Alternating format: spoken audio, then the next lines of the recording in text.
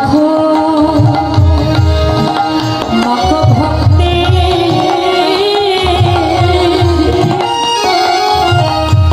সজন ধুলে করে আনকে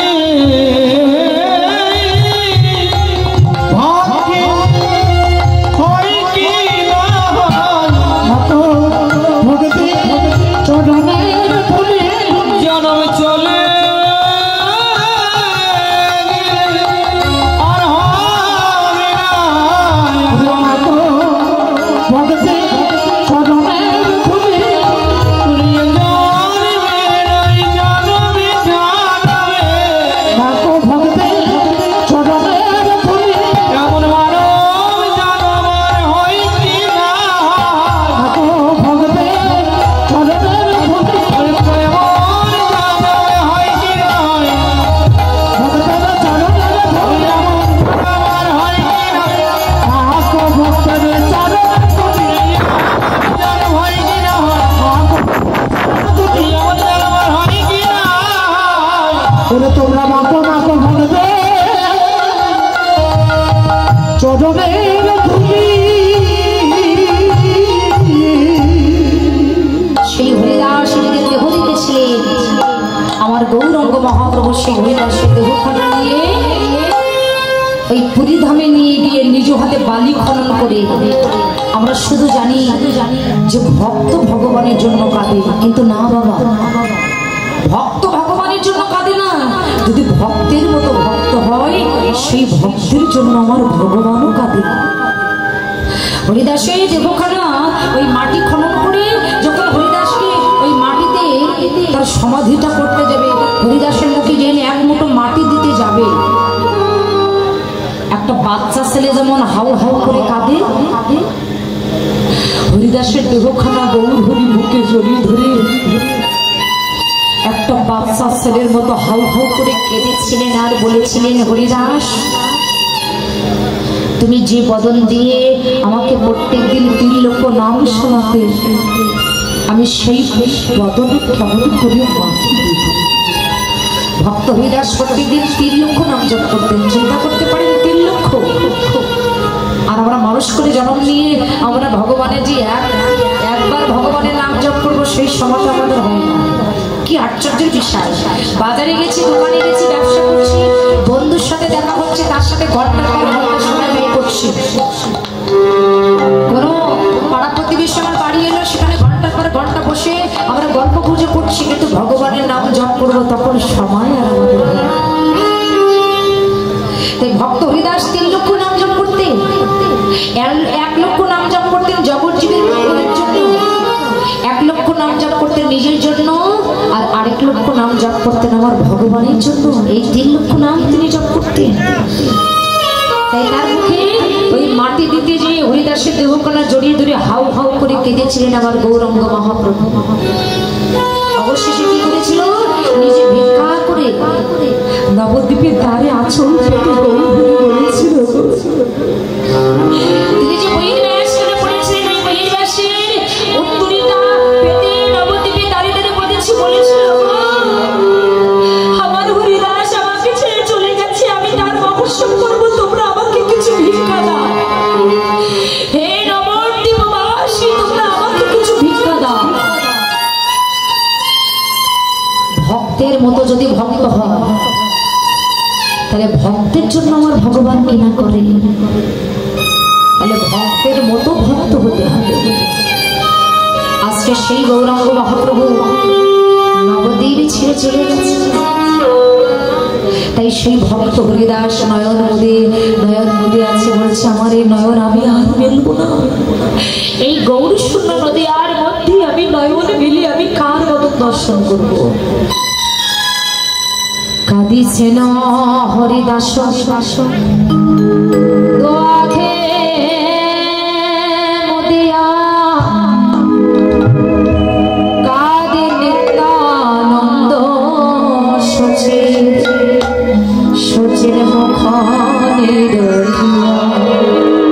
মুখনে দেখিয়া।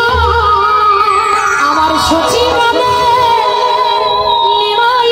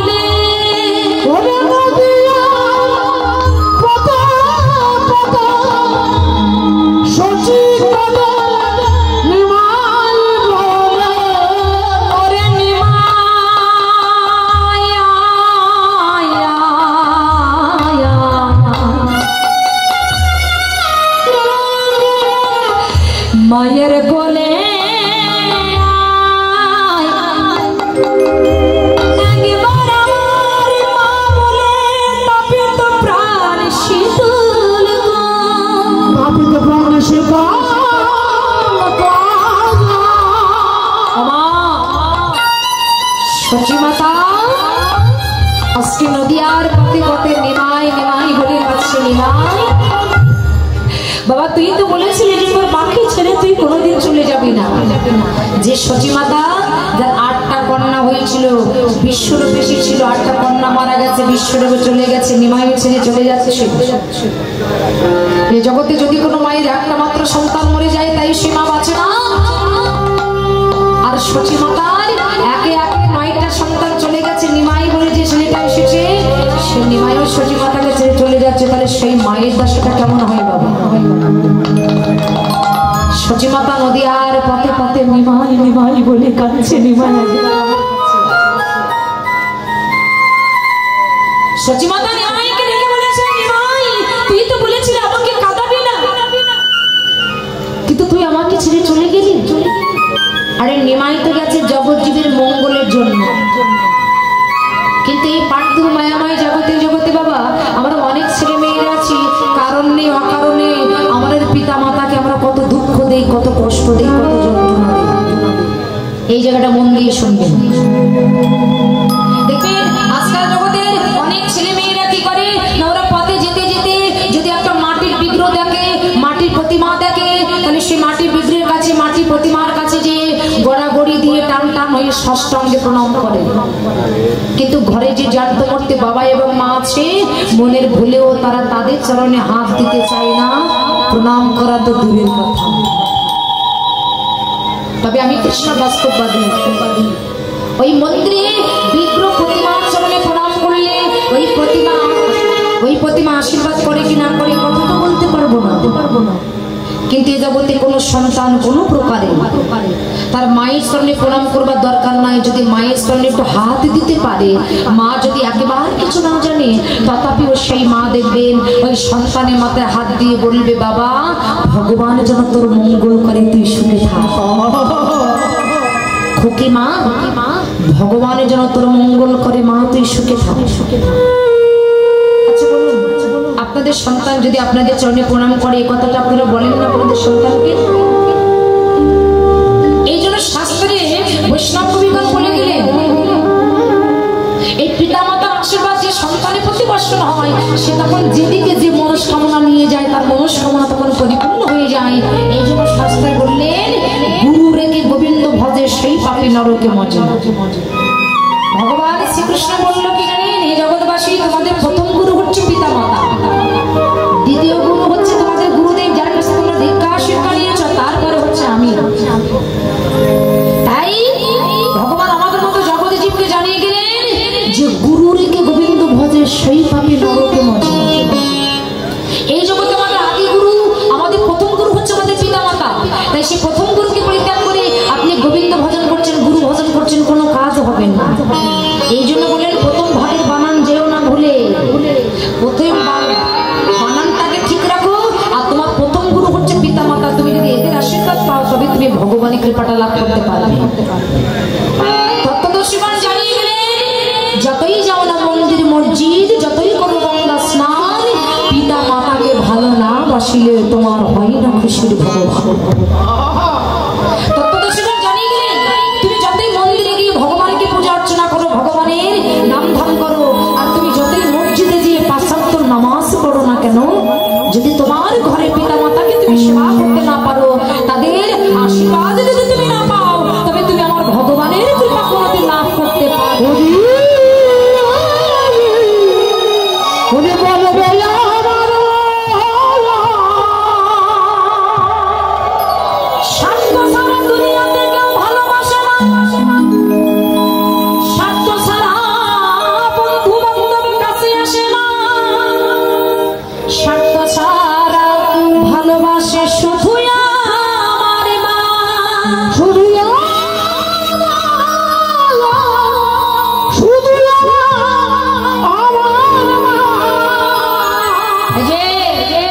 জগতে বন্ধু বলেন আর বান্ধব বলেন, যাই বলেন না কেন, সেই ভালোবাসার ভিতরে স্বার্থ আছে।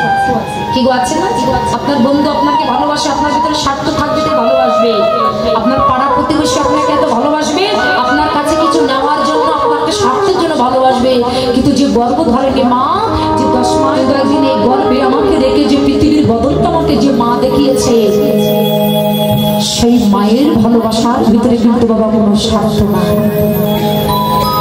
মাটি আর খড়কুটোতে যেমন মাটির মূর্তি গড়ে, ন্যায্য মূল্য দাবি করে ওই মূর্তির কারিগরে।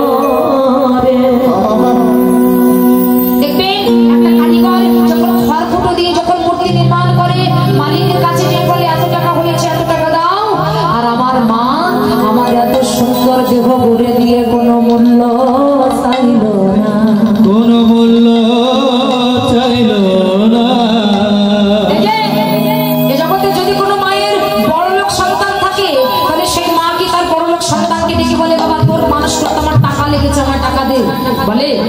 তাই মায়ের ভালোবাসার সঙ্গে জগতে কোনো ভালোবাসার তুলনা হবে না।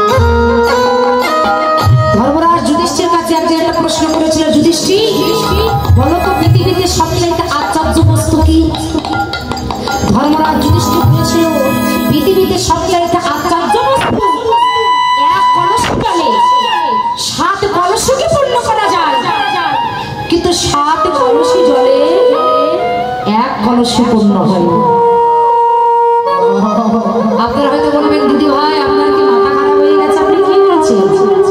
একটু বিচার করে দেখুন তো বাবা, এক কলসি জলে 7 কলসি পূর্ণ হচ্ছে, কিন্তু 7 কলসি এক কলসি পূর্ণ হচ্ছে না। তার মানে কি গো মা? এক কলসি জল হচ্ছে একটা গর্ভধারিণী মা, আর 7 কলসি জল হচ্ছে 7টা সন্তান। একটা গর্ভধারিণী মা তার একই স্তনযুক্ত দিয়ে 7টা সন্তানকে মানুষ করতে পারে, কিন্তু 7টা সন্তান বড় হয়ে তারা একটা মাকে দেখতে পারে না। কি গো বলুন, ঘরে ঘরে হচ্ছে না? এই সন্তান দেখছি ওই ওই বড় ভাই দেয় মেজো ভাইয়ের ঠেলা, মেজো ভাই দেয় সেজো ভাইয়ের ঠেলা, সেজো দেয় ছোট ঠেলা। এই ঠেলা খেতে খেতে খেতে মায়ের শেষ জীবনটা চলে যায়। কিন্তু তত্ত্বদর্শীগণ জানিয়ে দিলেন, মনে রাখবে, কাদালে কাঁদিতে হয় এই কথাটা মিথ্যা নয়। আপনি যদি কাউকে কাঁদান, এই কাঁদানোটা ফিক্সড করা থাকবে।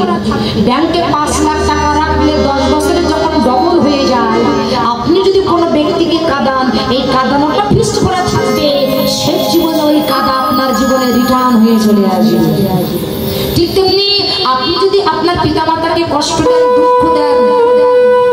সেটা সেই কান্নাটাও আপনার জীবনে রিটার্ন চলে আসবে। এই জন্য তাদের মনে দুঃখ নয়, কষ্ট নয়, তাদের সেবা করা, পূজা করা, এটা আমাদের কাজ। আবার এদিকে লক্ষ্য করতে হবে, জন্ম দিলেই শুধু বাবা মা হওয়া যাবে না। এই জগতে যে কালকে বলেছিলাম, এই জগতে সেই হচ্ছে প্রকৃত মা, সেই হচ্ছে প্রকৃত পিতা, যে সন্তানের হাত ধরে গৌর গোবিন্দের ভজনের পথে পাঠিয়ে দেয়। রাধে রাধে। এই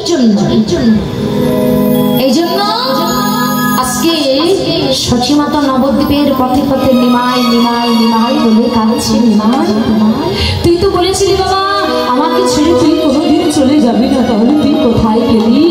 একবার আমাকে মা বলে ডাক, একবার আমাকে মা বলে ডাক। নিত্যানন্দ পাচ্ছে, নিত্যানন্দ পাচ্ছে মাকে, নিত্যানন্দ অর্থাৎ যিনি পূর্ব অর্থাৎ বৃন্দাবনে এই নিত্যানন্দ কে ছিল? পূর্ব জন্মে নিত্যানন্দ ছিলেন বলরাম, বড় ছিলেন। এই জন্য বাবা সেই নিত্যানন্দ আজকে নিমাই নিমাই বলে কাঁদছে। নিমাইকে দেখে বলছি, নিমাই তুই তো বলেছিলি আমাদেরকে ছেড়ে তুই কোনোদিন চলে যাবি না, তাহলে তুই কোথায় গেছিস? একবার আমাকে বল ভাই, তুই কোথায় গেছিস? এই জন্য বাবা বৈষ্ণব বলছে আজকে সচিমাতাও কাঁদছে। কেন?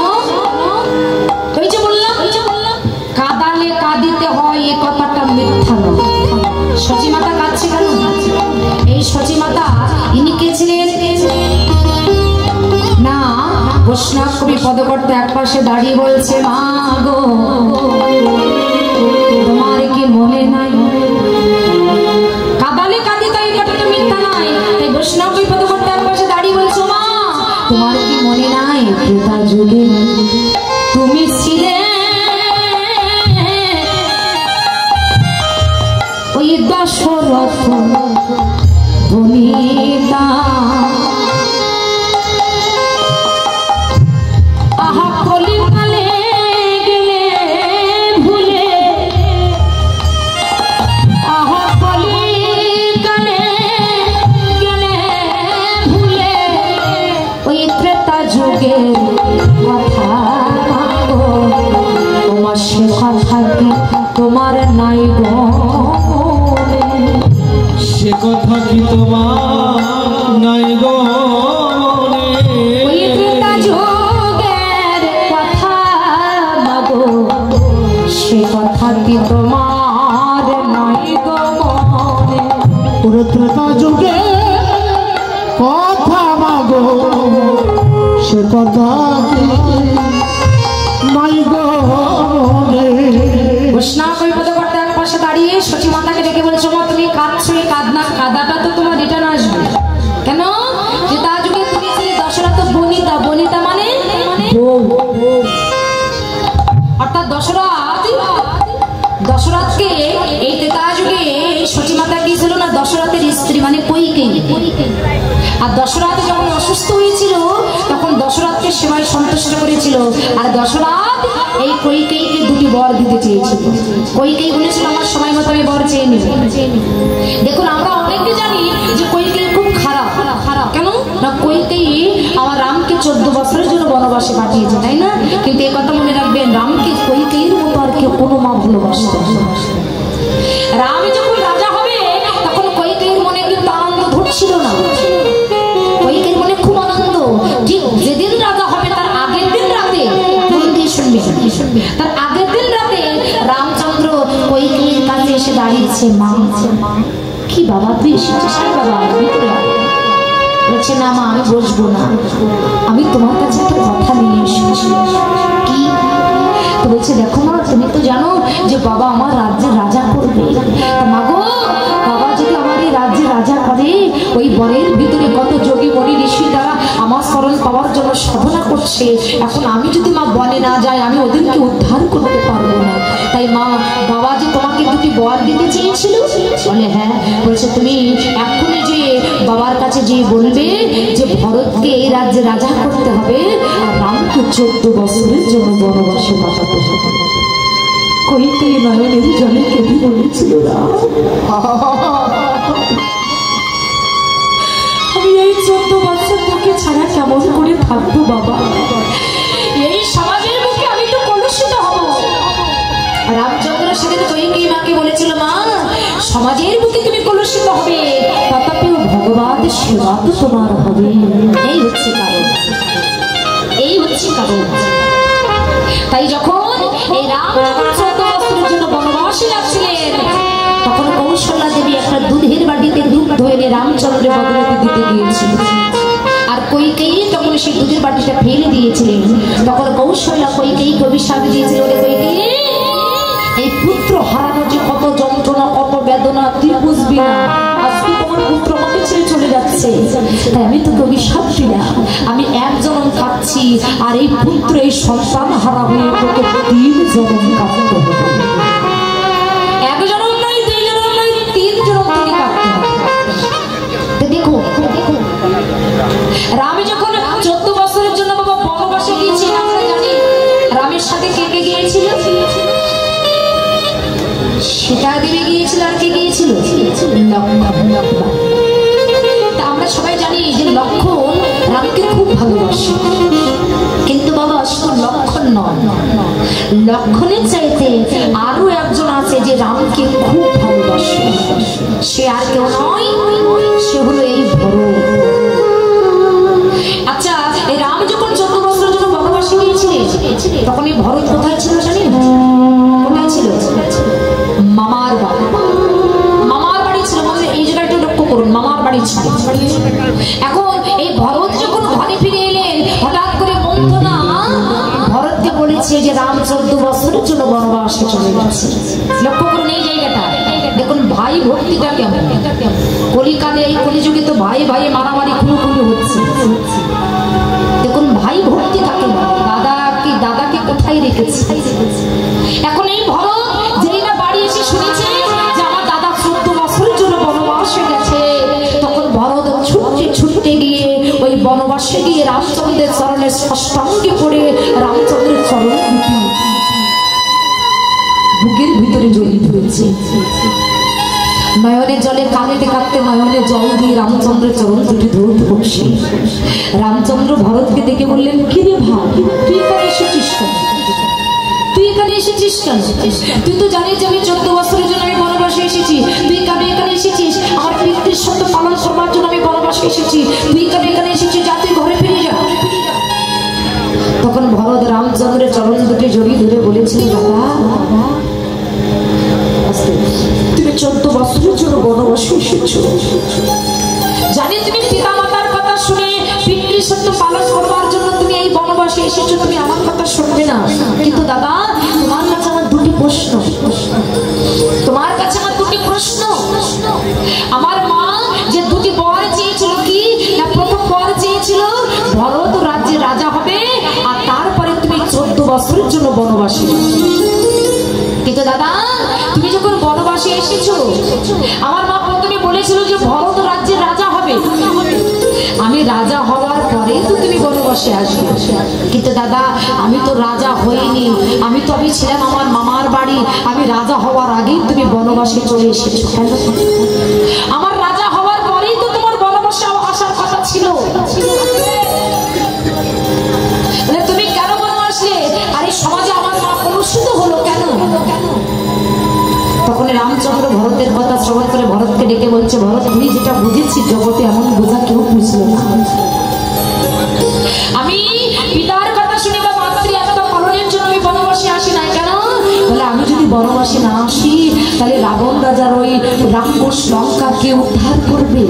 আমি যদি বনবাসে না গেলে অহল্যা পাষাণী হয়ে আছে, তাকে মানবী করতে হবে। সবরের ফল নিয়ে বসে আছে, আমাকে সেবা দেবে বলে কত যোগী মনি ঋষি তারা আমার শরণ পাওয়ার জন্য সাধনা করছে, এই জন্য আমি বনে এসেছি। তো বলছে দাদা তুমি এই জন্য বনে এসেছো, তাতে আমার কোনো দুঃখ নাই। দাদা গো, যে সিংহাসনে তোমার বসবার কথা সেই সিংহাসনে আমি তো বসতে পারবো না। আমি জানি আমি যদি হাজারও বলি তবে তুমি বাড়িতে যাবে না। তা দাদা তুমি বাড়ি যাও বা না যাও তাতে আমার কোনো দুঃখ না। তোমার কাছে একটা জিনিস চাইবো, তুমি আমায় দেবে। আমি তোমার কাছে একটা জিনিস চাইতে এসেছি, তুমি আমাকে দেবে না। রামচন্দ্র ভরতকে ডেকে বলেছিল, ভরত বল ভাই তুই কি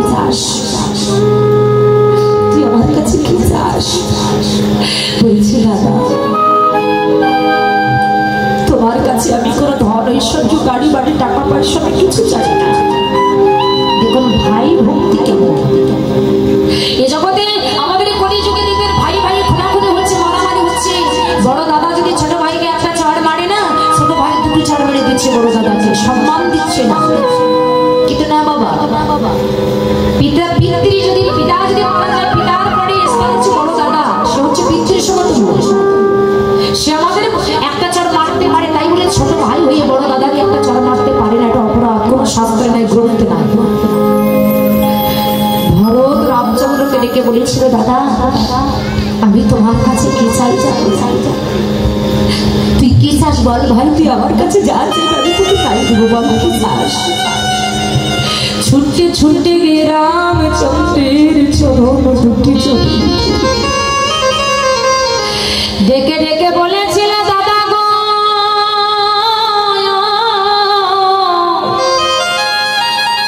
ও গো দাদা, তুমি আমায় কি দেবে জানো? চরণের খড়গ দুটি আমায় দাও গো।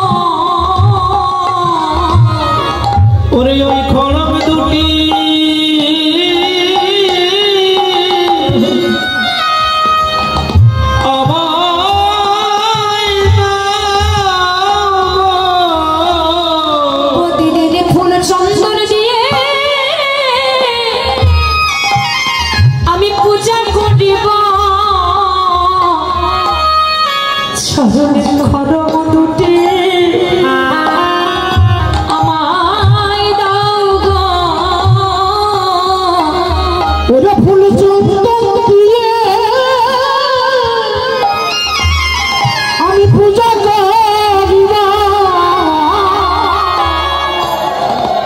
তোমার চরণের খড়গ দুটি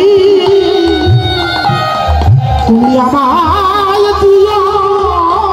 দাদা তোমার এই চরণের খড়গ দুটি আমায় দাও। আমি তো তোমার এই সিংহাসনে বসতে পারবো না, তাই সিংহাসনের পরে তোমার পাদুকা দুটি রেখে আমি 14 বছর ধরে পূজা করি। আর দাদা এই 14 বছর যদি পার হয়ে যাবে, যদি একটা দিন উত্তীর্ণ হয়ে যায়, ওই একটা দিন পরে যদি তুমি ঘরে চলে যাও, যদি 14 বছর পার করবার পরে যদি একদিন অতিবাহিত হয়ে যায়, তবে বাড়ি যেয়ে কিন্তু তুমি তোমার এই ভাইয়ের মরা দেহ দেখবে। দাদা আমি জানি না হাজারো বললে তুমি বাড়ি যাবে না, তবে 14 বছর উত্তীর্ণ হয়ে যাওয়ার পরে তুমি বাড়ি গেলে, একদিন যদি অতিবাহিত হয়ে যায়, তুমি বাড়ি গিয়ে আমার মরা দেহ দেখবে। এই হচ্ছে ভাই। রামচন্দ্র বলেছিল, ভাই তোর যে প্রেম যে ভক্তি তোর কাছে আমি বিক্রি হয়ে গেছি, তাই এই জন্মে তো তোর প্রেম ঋণ আমি শোধ করতে পারবো না। তাই কথা দিলাম, আগাত দাপার যুগে আমি যে বৃন্দাবনের শ্রীকৃষ্ণ রূপে, আর তুই জন্ম নেবি সুদামা রূপে। তুই আমার ভাই নয়, কারণ আমি যদি কোনো অপরাধ করি তুই ভাই হয়ে আমাকে শাসন করতে পারবি না, কিন্তু তুই ওই দাপার যুগে তুই হবি আমার বন্ধু, আমি হব তোর বন্ধু, তুই হবি ভক্ত সুদামা। তুই আমার জন্য আমার বাড়িতে যেদিন আসবি, আমার জন্য আমার দারোগায় যেদিন তুই আসবি, আমি সেদিন এই সিংহাসনের পরে বসিয়ে তোর রাতুর চরণ দুটো সেবা করে, বলে শুধু তোর রাতুর চরণ সেবা নয়, ওই চরণ ধূত জল সেদিন আমি পান করবো। তাই